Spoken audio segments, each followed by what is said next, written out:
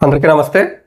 2017 August 19వ తారీఖున కర్నూలు నగర శివాలలో Kattamanchi Ramalinga Reddy Alia CR Reddy residential పాఠశాలలో 10వ తరగతి చదువుతున్న 14 ఏళ్ల యువతి సుగాలి ప్రీతి అనే అమ్మాయి చనిపోయింది.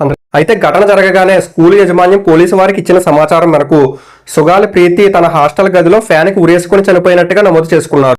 కానీ సుగాలి ప్రీతి శరీరాన్ని చూసిన సుగాలి ప్రీతి తల్లి పార్వతి గారు తన కూతురి మరణం పట్ల అనుమానం ఉందని, దీని పట్ల సమగ్ర విచారణ జరపాలని పోలీసు వారిని కోరారు.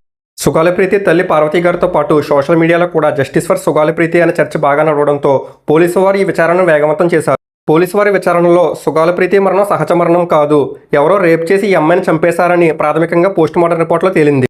అయితే ఈ కేసులో ప్రధాన నిందితులుగా స్కూల్ కరస్పాండెంట్ వల్లపురెడ్డి జనార్దన్ రెడ్డి గారి కుమారులు వల్లపురెడ్డి దివాకర్ రెడ్డి, వల్లపురెడ్డి హర్షవర్ధన్ రెడ్డిలను అరెస్ట్ చేశారు. అరెస్ట్ చేసి జైల్లో పెట్టారు. కానీ 23 రోజుల్లోనే బెయిల్ మీద బయటకు వచ్చేశారు వీళ్ళు. ప్రధాన నిందితులుగా ఉన్న హర్షవర్ధన్ రెడ్డి, దివాకర్ రెడ్డి బయటకు వచ్చిన తర్వాత అనూహ్యంగా బళ్ళారిలో ఆటోమొబైల్ షాప్ నిర్వహిస్తున్న నాగిరెడ్డి అనే వ్యక్తిని ఈ కేసులో ఇన్వాల్వ్ చేశారు. ఈ నాగిరెడ్డి అనే వ్యక్తి ఎవరంటే సుగాలి ప్రీతి తల్లి పార్వతి గారి చెల్లెలి యొక్క భర్త. సుగాలి ప్రీతి తల్లి పార్వతి గారికి ఈ నాగిరెడ్డి అనే వ్యక్తికి సంబంధం ఉందని, సుగాలి ప్రీతి ఈ నాగిరెడ్డికి పుట్టిన బిడ్డే అని, ఈ విషయం ఎక్కడ బయటకు వస్తుందో అన్న భయంతో నాగిరెడ్డి సుగాలి ప్రీతిని చంపేశారని ఈ విధంగా పోలీసులు ఒప్పించే ప్రయత్నం అయితే చేశారు. కానీ పోలీసులు ఎంత హింసించినా సరే నాగిరెడ్డి గారి నేరాన్ని అంగీకరించలేదు.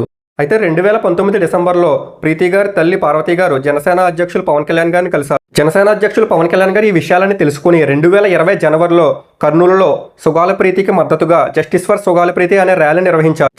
ఈ సంఘటనతో ఒక్కసారిగా రాష్ట్ర ప్రభుత్వం ఈ కేసుని రాష్ట్ర ప్రభుత్వం నుండి సిబిఐకి తరలిస్తున్నట్టుగా ఒక ప్రకటన అయితే చేసింది. కానీ కేసు రాష్ట్ర ప్రభుత్వం నుండి సిబిఐకి వెళ్ళింది, కానీ ఇప్పటి వరకు న్యాయం అయితే జరగలేదు. కేవలం బాధితులకు ఒక 5 లక్షల డబ్బు, ఒక 5 సెంట్ల స్థలం, 5 ఎకరాల పొలం, ఇంకా కుటుంబ సభ్యులకు గవర్నమెంట్ ఉద్యోగం ఇస్తారని మాత్రం హామీ ఇచ్చారు. అయితే బాధితులకు న్యాయం చేయకుండా కేవలం ఈ సెటిల్మెంట్లు పంచాయతీలు మాత్రమే చేస్తుంది. ఈ సెటిల్మెంట్లు పంచాయతీలు ఊర్లో చెట్టు కింద చుట్ట కాల్చుకునే ఒక పెద్ద మనిషి కూడా చేస్తాడు కదా, మరి ఈ మాత్రం దానికి ఈ రాజ్యాంగంలో ఇన్ని ఆర్టికల్స్ ఎందుకు, ఇండియన్ పీనల్ కోడ్లో ఇన్ని చట్టాలు ఎందుకు, అసలు ఈ లా అండ్ ఆర్డర్ ఎందుకు, ఈ న్యాయ వ్యవస్థ ఎందుకు? అయితే ఈ ఒక్క కేసులోనే కాదు, చాలా కేసుల్లో నిందితులకు సరైన శిక్ష పడట్లేదు. ఒకవేళ శిక్ష పడినా ఒక 4-5 రోజుల్లో బెయిల్ మీద బయటకు వచ్చేసి నీట్గా ఒక కద్దర చొక్కా వేసుకుని రోడ్డు మీద మన ముందునే నవ్వుతూనే తిరుగుతున్నారు. అయితే ఈ విధంగా కోర్టులో న్యాయం జరగకుండా కోర్టు బయట ఈ పంచాయతీలు సెటిల్మెంట్ జరగడానికి 2 కారణాలు ఉన్నాయి. అందులో ఒకటి బాధితులకు సరైన ఆర్థిక స్తోమత, కోర్టుల చుట్టూ తిరిగే శక్తి లేకపోవడం. అయితే ఇలాంటి పెద్ద తలకాయలు ఇన్వాల్వ్ అయిన హై ప్రొఫైల్ కేసుల్లో పోలీసులు సాక్షుల్ని ఇంట్రాగేట్ చేసి కేసుని ఇన్వెస్టిగేట్ చేసి దీన్ని మొత్తాన్ని ఒక ఛార్జ్ షీట్ ఫైల్ చేసి దీన్ని జడ్జి గారికి సబ్మిట్ చేయడానికి కనీసం ఒక 30 రోజుల సమయం అయితే పడుతుంది. కానీ ఇంత కష్టపడి 30 రోజులు కష్టపడి ఈ కేసుని కోర్టు వరకు తీసుకెళ్తున్నారు, కానీ నిందితులను కనీసం ఒక 3 రోజులైనా సరే జైల్లో ఉంచగలుగుతున్నారు. ఇలాంటి కేసుల్లో తప్పు చేసిన వాడిని జైల్లో పెట్టకుండా కేవలం పంచాయతీలు మాత్రమే చేస్తుంటే వీళ్ళకి ఏమనిపిస్తుందంటే, మనం ఏ తప్పు చేసేసినా ఒక పెద్ద లాయర్ని పెట్టి ఆడి ముఖాను 10 లక్షలు కొట్టి బయటకు వచ్చేసి తిరిగేస్తామన్న ధైర్యం వీళ్ళలో పెరిగిపోతుంది. అయితే ఇలాంటి సంఘటనల్లో బాధితులకు న్యాయం జరగాలంటే ఏం చేయాలి?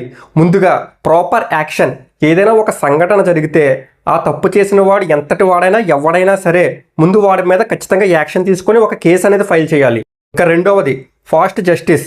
ఎప్పుడైతే ఒక కేసుని ఎఫ్ఐఆర్ ఫైల్ చేసి దానికి సంబంధించిన సాక్ష్యాధారాలన్నీ సేకరించిన తర్వాత తీర్పు ఇవ్వడానికి ఎక్కువ సమయం అయితే తీసుకోకూడదు. ఎందుకంటే ఎప్పుడైతే ఈ తీర్పు ఇవ్వడానికి ఎక్కువ సమయం తీసుకుంటారో తప్పు చేసిన వాడు సాక్ష్యాలను తారుమారు చేయడానికి ప్రయత్నిస్తాడు. కాబట్టి తీర్పు అనేది చాలా వేగంగా త్వరితంగా రావాలి. ఇంకా మూడవది కన్సిస్టెంట్ జడ్జిమెంట్. ఏదైనా ఒక కోర్టు ఒక నిందితుడికి 1 సంవత్సరం జైలు శిక్ష వేసింది అని అనుకుంది, శిక్ష పడగానే వెంటనే ఆ వ్యక్తిని తీసుకెళ్లి జైల్లో పడేయాలి. ఒకవేళ ఆ వ్యక్తి ఈ కోర్టు ఇచ్చిన తీర్పును సవాల్ చేస్తూ పైకోర్టుకి అప్పీల్ చేసుకుంటే ఆ పైకోర్టు మరలా తీర్పు ఇచ్చే వరకు అతను జైల్లోనే ఉండాలి తప్ప మధ్యలో అతనికి బెయిల్ ఇచ్చేసి మళ్ళీ బయటకు వదిలేయకూడదు. అయితే 2020లో జనసేన అధ్యక్షులు పవన్ కళ్యాణ్ గారు సుగాలి ప్రీతి తల్లి పార్వతి గారికి మాట అయితే ఇచ్చారు. మేము అధికారంలోకి వచ్చిన తరువాత నిందితులు ఎవరైనా సరే, ఎంతటి వారినైనా సరే, ఏ పార్టీలో వారినైనా సరే ఖచ్చితంగా శిక్ష పడేలా చేస్తాను అని. అయితే మనందరికీ తెలిసిందే పవన్ కళ్యాణ్ గారు డిప్యూటీ సీఎం హోదాలో ఉన్నారు. మరలా పవన్ కళ్యాణ్ గారు ఈ కేసుపై దృష్టి పెట్టి దీనిలో ఇన్వాల్వ్ అయిన నిందితులను ఖచ్చితంగా జైలుకు పంపిస్తారని ఆశిద్దాం. Thank you.